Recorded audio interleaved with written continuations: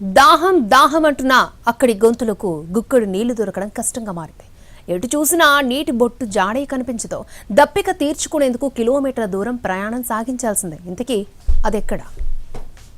చూశారా, గుక్కెడు నీటి కోసం ప్రాణాలనే పణంగా పెడుతూ ఈ గ్రామజనం పడుతున్న కష్టాలివి. మహారాష్ట్రలోని నాసిక్ జిల్లా బొరిచివారి గ్రామస్తుల నీటి గోస, నీటి ఘోష ఇది. బిందెడు నీళ్ల కోసం కిలోమీటర్ల ప్రయాణం సాగిస్తూ బావిలో దిగి చేస్తున్న సాహసం ఇక్కడి నీటి కష్టాల దుస్థితికి అద్దం పడుతోంది.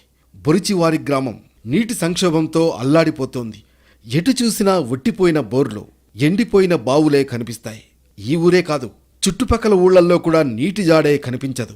ఓ బిందె నీటి కోసం రోజూ సాహసాలు చేయాల్సిందే. నీటి కోసం ప్రతిరోజు 2 కిలోమీటర్ల దూరంలో ఉన్న బావి దగ్గరకు వెళుతున్న ఈ గ్రామ మహిళలు తాడు సాయంతో బావిలోకి దిగి నీటిని తెచ్చుకుంటారు. ఏమాత్రం తేడా వచ్చినా ప్రాణాలు పణంగా పెట్టాల్సిందే. పోనీ ఈ బావిలో పుష్కలంగా నీళ్లు ఉన్నాయా, అవి శుభ్రంగా ఉన్నాయా అంటే అదీ లేదు. అడుగున అపరిశుభ్రంగా ఉన్న కొన్ని నీళ్లే వారికి దప్పిక తీర్చే దివ్య ఔషధంగా భావిస్తారు. గత్యంతరం లేని పరిస్థితుల్లో అవే తాగాల్సిన పరిస్థితి ఇక్కడి జనాలది. ప్రతి ఏటా ఇలాంటి తాగునీటి కష్టాలు ఉంటున్నా ఇక్కడి నాయకులు మాత్రం వీరిని పట్టించుకున్న పాపాన పోలేదు. దీంతో ఎండాకాలం వచ్చిందంటే చాలు ఈ గ్రామస్తులను నీటి కష్టాలు వెంటాడుతూ ఉంటాయి.